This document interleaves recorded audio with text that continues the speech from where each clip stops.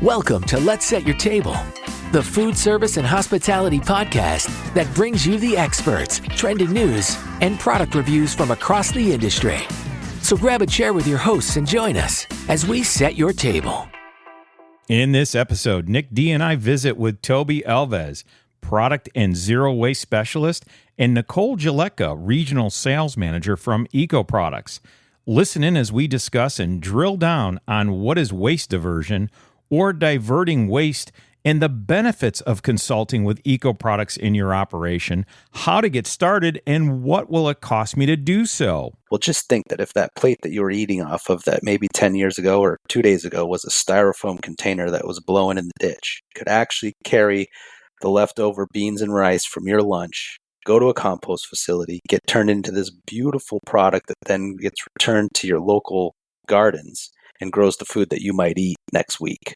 I think that's the story that gets people excited about it. And then it becomes not so much of, oh, how am I going to make it work? It's, we have to make it work. We also discuss what is biodegradable versus compostable. Boy, there are so many confusing points on that topic. And we also drill down to what those specific differences are and how that difference can really have an impact on your waste stream as a group, company, or operation. So if you've ever thought, is composting or diverting my food waste and packaging from a landfill important for us? Our value proposition as a brand or company? Then tune into this episode because it's all right here today on the table. Well, welcome all to yet another episode of Let's Set Your Table. I'm your host, John D. And here at the table with me this morning is my co-host and my partner and my son, Nick D. What's up, Nick? Good morning. Morning, John. How are you? I'm good, buddy. How's everything in the family life? Oh, we're doing good. I'm excited today. It's a new week and ready to talk some disposables and especially some green, sustainable disposables with our great partners. Absolutely. And I'm going to let you do the introductions. Absolutely. Our partners at Eco-Products, we're bringing them back yet again. The demand is out there. And, I think today, Nick, the biggest thing that I'm hoping we can really help to do at the table this morning with our esteemed colleagues, there's so many words that get thrown out there in the green space. And I sometimes think our owners and operators get really confused as to what they're supposed to know and what they're not supposed to know because everybody wants their business. Everybody's tugging at them for, that solution in the space. So I'm hoping they can really drill down on that. We've got some great people that we work with in the marketplace. So we certainly we need that clarity, and I'm sure as you owners and operators in any position that you hold in your current corporation and wherever it looks like for you, hopefully this is going to clear some things up and you'll leave this episode being more knowledgeable about green products and especially our products over at Eco-Products. That's right. And compostable packaging and commercial composting versus some other terms that are thrown out there. And we know it gets really confusing for you. We understand. So we're going to hopefully take and debunk some of those myths and hopefully give you some more hard truths today that will make an impact in your business. But Nick, before we go any further, let's make sure we give a shout out to our sponsor. This episode of Let's Set Your Table is brought to you by the Hody Group Chicago Showroom. The Hody Group offers professional broker services in the food service and hospitality industry with over 40 years experience. The Hody Group's product showroom boasts over 4,000 square feet of some of the best product lines in the industry. So if you're interested in scheduling a free in-person or virtual appointment with a product specialist, please visit HodyGroupShowroom.com. That's HODE groupshowroom.com. Okay, well, we're back, and we want to dive right in. And joining us today at the table, two of our very esteemed professionals and colleagues over at Eco-Products, and green is all they do. And trust me, when I say green is all they do, that's all they do. They don't sell plastics. They don't sell anything that's not part of their mission statement, which is green and sustainable packaging, as well as from renewable sources. And they are in the commercial composting business, helping those commercial composters take those products into their facilities and create wonderful things that go back into our environment. So without further ado, I want to introduce Nicole Geletka. Nicole is one of our regional sales folks from the Ohio Valley. And with her this morning is also our product and zero waste specialist, Toby Alves. Both of you, welcome. Thank you for that great introduction. Doing good. How you guys doing? Good to Doing have well. you. Welcome, So- Toby. Great to be here this morning with you. Good. We got some good stuff to talk about. As I said in the intro, these operators just get inundated with a lot of words and they get tugged and pulled on, each and every day. So a couple things I want to discuss this morning. Nick and I are just trying to clarify a few things, but most importantly, Toby, you're a product and zero waste specialist. Can you give our owner operators a little bit on what does a product and zero waste specialist do? And then Nicole, you can maybe give us a little background about what you do and what value you guys bring to the street. Yeah, certainly, John. So product and zero waste specialist, kind of two parts to it, right? Product, I have to know the product line in and out, the substrates that we manufacture our products with. And favorite part of my job is the end of life for these products. That's where the zero waste specialist comes in. So again, you mentioned there's lots of terms out there. Zero waste, generally, we're just talking about designing unnecessary resource consumption out of systems. That sounds like a lot of words, right? But if we're going to use a disposable in the food service environment, can we use that, and we are successful at this, to deliver the food scraps and the other organic material to compost facilities? So in a nutshell, that's what I do. It's an awesome job. And Nicole, what is your role each and every day for Eco-Products? Yeah, on the sure. sales side? So I'm the regional sales manager for the Ohio Valley. What the Ohio Valley is Ohio, Pennsylvania, Southern New Jersey, Northern Virginia, Maryland, Washington, D.C., Delaware. So I cover all those places, and I have Toby, who's also assisting me. Majority of my day-to-day functions are, driving sales with Eco-Products. Also, I think a huge part of both Toby and my role is educating end users on the importance of composting and being sustainable. You hit a couple of big words there that I think, again, the reason that we're doing this episode this morning is on the educational side. I think our big responsibility to our owner operators is trying to educate them. And it's hard to get them sometimes to sit down and really, focus on what we're trying to help them understand. But there's so many different, again, as I mentioned, they're just getting pulled in so many different directions by all these companies that want to work with them. So I guess that, why, let's maybe get, before we drill into maybe some of the specific topics that we want to talk about, waste diversion and biodegradable versus compostable, why Eco-Products? So I think Eco-Products, why Eco-Products, I could go over like the differences of what's going to make us stand out against the other people out there. We have our products, we have the broadest bundle of stock items in the industry. Those products are third-party certified. So that BPI certification is very important, especially with the composting end of it. Innovation, we have award-winning product design team, cutting-edge product development, which is also very awesome. Our services that we offer, marketing, communication tools, support. We have life cycle analysis reports that we offer, customization to our products, and then just advocacy. We're committed to solving the world's waste problem and supporting a more circular economy. Awesome. So Toby, and Nick, you jump in anytime you need to. But Toby, based on what Nicole just shared with us on all the things and the wonderful things that Eco does, and we're such huge fans, and we've been able to represent you guys now for, God, I think over 10 years now has been our relationship. And we've done some really great things. Of course, we lost some momentum during COVID because COVID was very challenging times for all of us.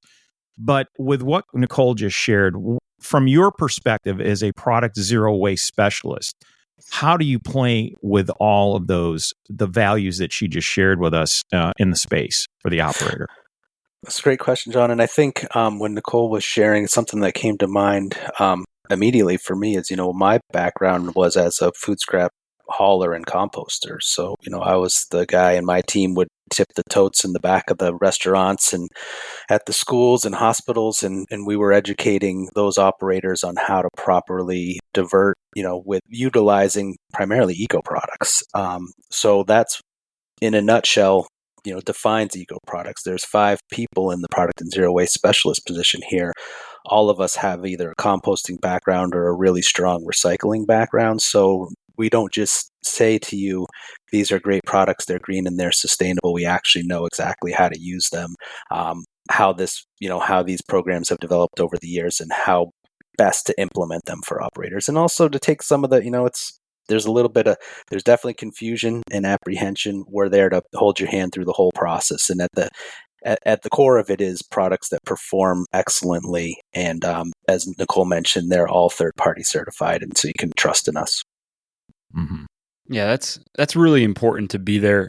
You mentioned, Toby, hold the hand of the customer, and because a lot of when we go in and we talk about these pitches in the sense of beyond just products, like what can you do to really move the needle more in your business for sustainability beyond just buying the product and then it possibly ending up in the landfill. Education is such an important piece that we have to continually talk to the customer about, and it's not going to just happen in one meeting. And I think that that's the important thing of what we do. And I'm sure that you have seen it more times than us, that we have to talk to them about how long, what's the process? What do I qualify for? And I think if you could take a moment and talk to some of your past experiences to the listeners on what does it look like if they say, well, I want to buy the product, but I don't, if I even wanted to get started with composting because we're not even doing waste right now, how do those things evolve? How do those conversations evolve to where you can talk to an operator about, have you considered this, and what would it look like to them for a business not ever doing this before? Yeah, that's all great points, because it is, it sounds like, and it can be a lot at first, but I mean, how I explain it is it's a little bit of a chicken and egg situation, right? You want to get the proper products into the organization so that that food service is going to have the right product. It's going to perform. I can already tell you, and I think you folks see it out there in the market, that the customers notice. They want to eat off of sustainable products. They want to know that at least some effort's being put into that. The next steps come along. Sometimes they just happen naturally because the conversation, continues on, and they say, well, okay, if we're buying these products, how do we even consider starting to compost them? And John, you brought it up in an earlier conversation about, some folks are composting back of house. I'm not going to say that's easy, but it's a different animal. You've got, food service professionals back of house. They know carrot top goes in the bin, glove doesn't. When we get into post-consumer, we really have to focus on signage, again, education. I generally like to identify somebody within the organization that's extremely interested and passionate about it. So they might have to stand next to the receptacles for a day or two to educate folks. And then telling that story, okay, what's going to get me started? Well, just think that if that plate that you were eating off of that maybe 10 years ago or 2 days ago was a styrofoam container that was blowing in the ditch, could actually carry the leftover beans and rice from your lunch, go to a compost facility, get turned into this beautiful product that then gets returned to your local gardens and grows the food that you might eat next week. I think that's the story that gets people excited about it. And then it becomes not so much of, oh, how am I going to make it work? It's, we have to make it work. We need to keep these materials out of the landfill, and we can actually grow beautiful food with them. So I think that's how I would tackle that one. Each one's different. Yeah. So is that the exact definition of diverting waste or waste diversion? Because we offer this as a deliverable to our owner operators when we come into their back house, front of house, when we meet with them, and they have perhaps a little interest to, going more green, and you try to have the diverting waste, conversation with them. Is that what you're meaning? Is that part of the waste diversion process? It's part of the waste diversion process, and it's a delicate topic often because folks aren't 100%, you say waste diversion, and waste diversion in its simplest form just means keeping waste from going to the landfill or any other inappropriate spot. Waste diversion could be not throwing your fast food bag in the ditch, right? But when we refer to waste diversion, it's often with a higher and better purpose to that. And then ultimately what we look at it as is it's not waste. The packaging that you're selling, Eco-Products, BPI certified packaging, It's a carbon source for composters that know how to use it, which most do. And it's also going to deliver the uneaten food and other food trim from the back of the restaurant operation, for example. And that we consider as a resource. So ultimately, we want to change that conversation. And we're working on it, from waste to, all these organic materials are actually a resource because we can create materials out of them that we can build our soils back. And as I mentioned, I'm getting excited about it and grow food. It's amazing. Like the food we didn't eat can help us grow the food we're going to eat, in the future.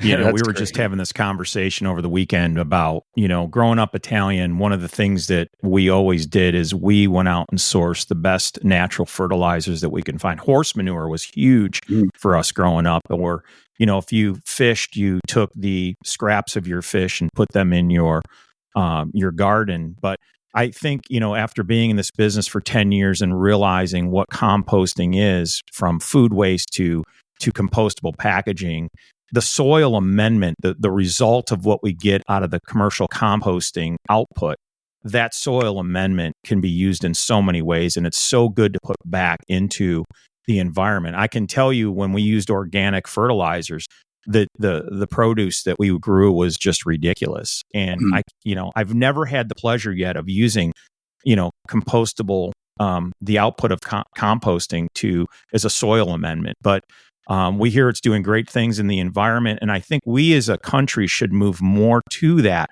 to, continue, because there is a depletion. There's a depletion in the environment. And I think we need to put more of that back.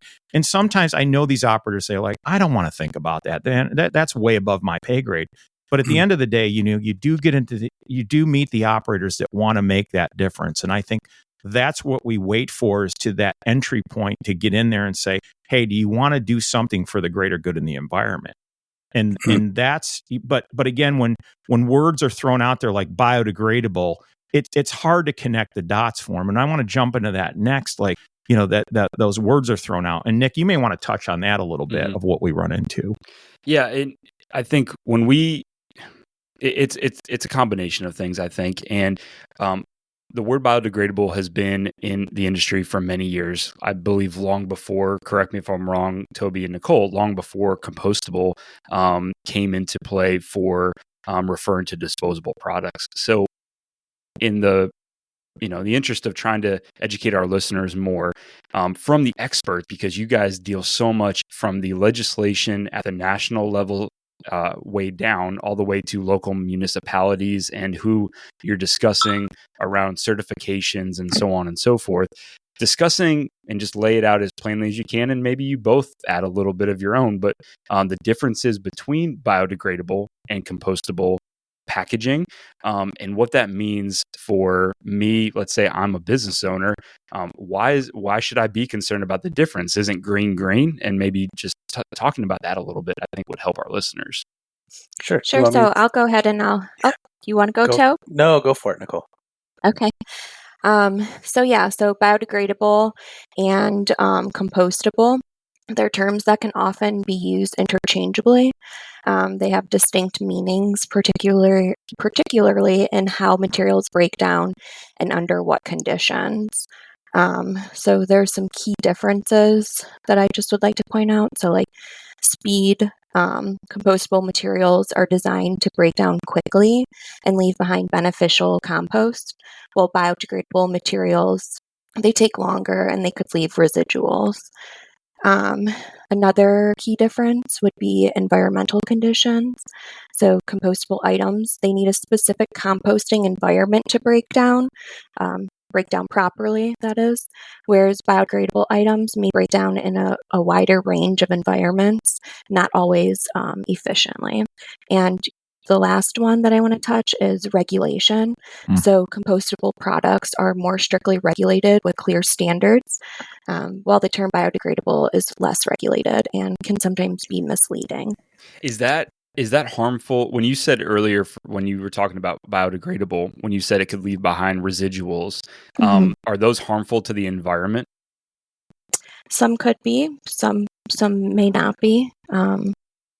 So it could be either or. Okay. And yeah, in a biodegradable, if it's in a landfill and those products that are marketed and labeled as biodegradable, if it ends up in a landfill, what's the outcome usually? Is it just something that is unmeasurable, or what typically is the outcome, or what's the hope? Yeah, it's something that's really unmeasurable. We don't do too many studies in the landfill of things breaking down. That's why it's really important with eco products, especially with those ASTM standards and that BPI certification. We're going through those proper tests of seeing like how long our products are going to take to break down out there in the wild. So, but most importantly, in a commercial composting facility. Awesome. And what's that look like for in a commercial composting facility?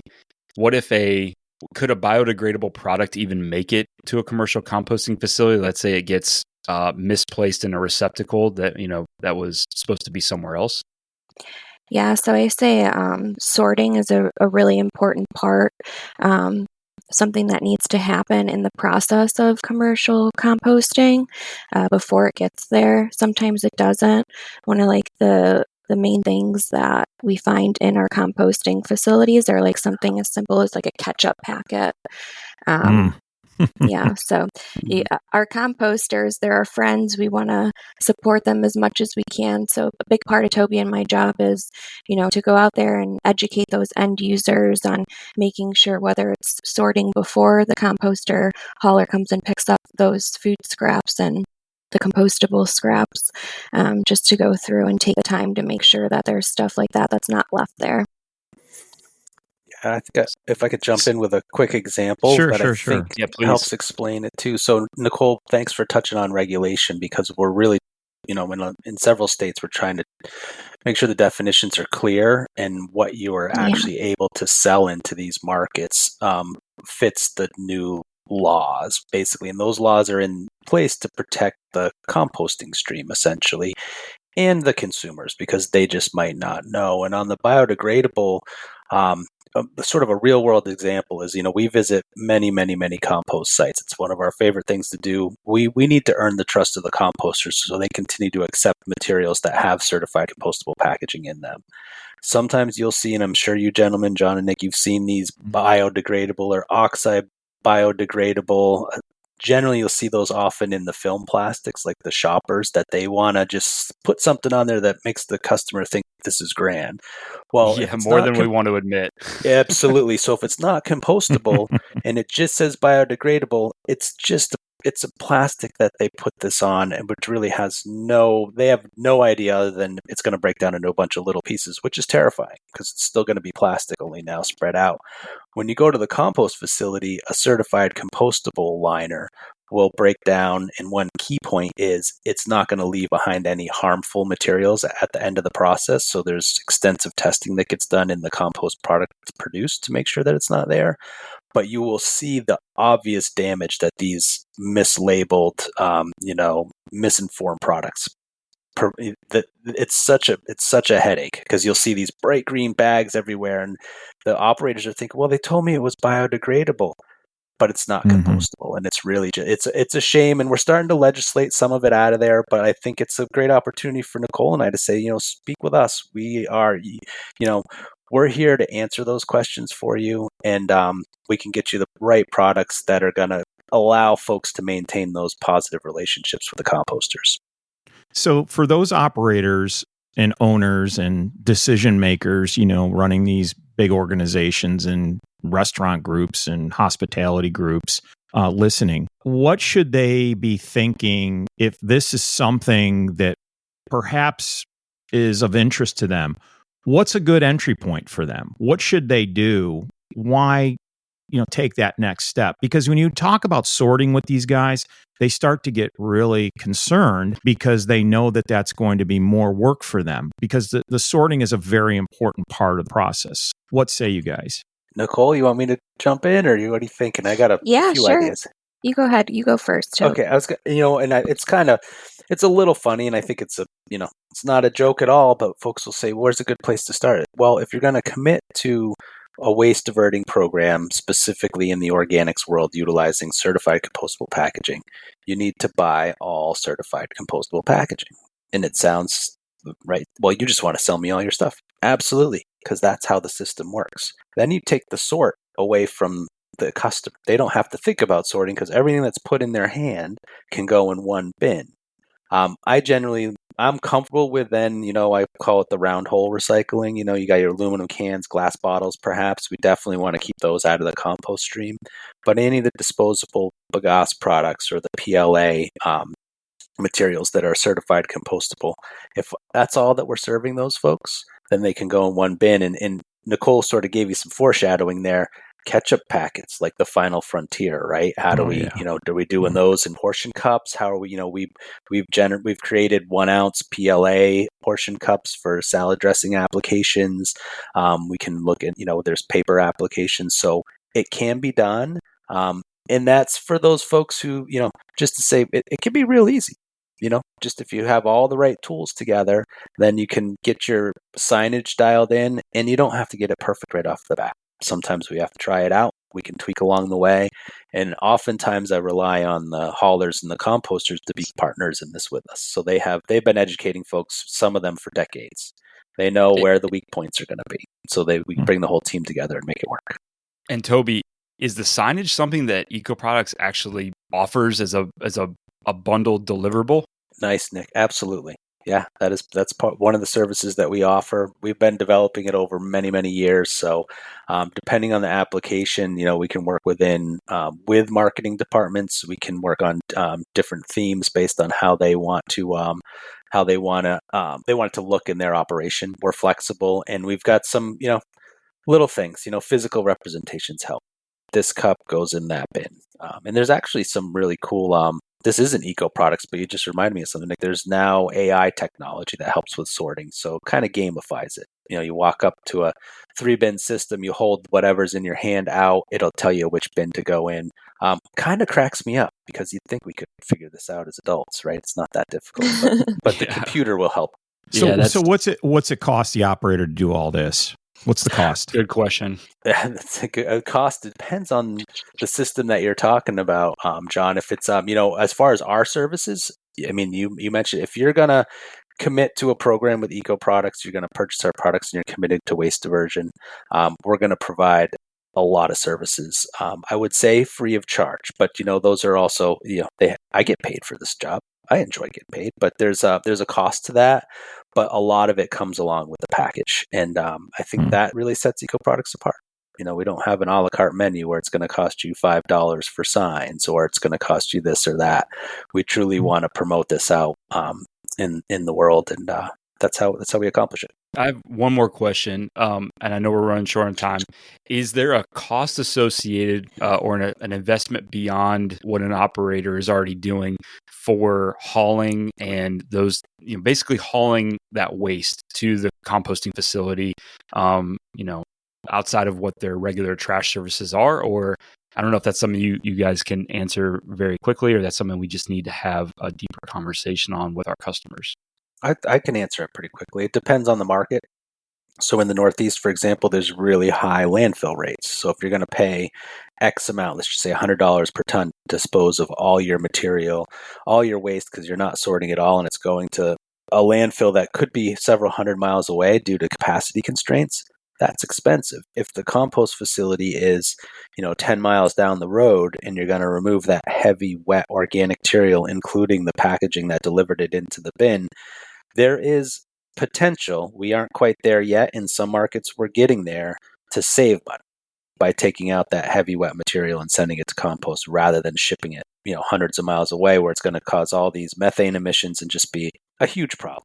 We're at a point now where we're starting to see that become more of a reality where, I think the composters should always get paid more because they're doing harder work than just dumping it in a hole. But I would say the biggest challenge there is contract negotiation generally. For larger operators, if they have an incumbent hauler, we just have to navigate that. We're all Product and Zero Waste team in our regionals. Nicole is, we're all well versed in the waste world as well, so we can help with those conversations. Nicole, what is new and exciting going on at Eco-Products today? What are you guys doing with innovation and your research and R&D and all of that? What's new and exciting that our operators may not know? Yeah, I say that, we're bringing out a ton of new products. You can go on the ecoproducts.com website and subscribe to our dish. Subscribing there is going to send you updates every time we launch new products. And it seems to be happening monthly. So check it out. Great. It's awesome news. Yes. Yeah. We really want to thank you both for taking time out of your busy days and joining us. Time flies when you're having fun. Well, we're going to have to leave it right here. Unfortunately, that's all the time we have today. If you'd like to reach any of us here at the Hody Group or Eco-Products, please check out our show notes for our contact information attached to this podcast. Also, please like, follow, and share the Let's Set Your Table podcast. And if you're so moved, we would be grateful that you leave us a positive review on Apple, Spotify, Amazon, or YouTube Music. We'd also encourage you to leave us your comments, feedback, and questions and or topics that you have an interest in or would like us to discuss in future episodes. So we'll see you again next time, right here at the table. Please join us again for another episode of Let's Set Your Table. If you would like more information, samples, or would like to consult with the Hody Group, visit thehodygroup.com. That's HODE group.com.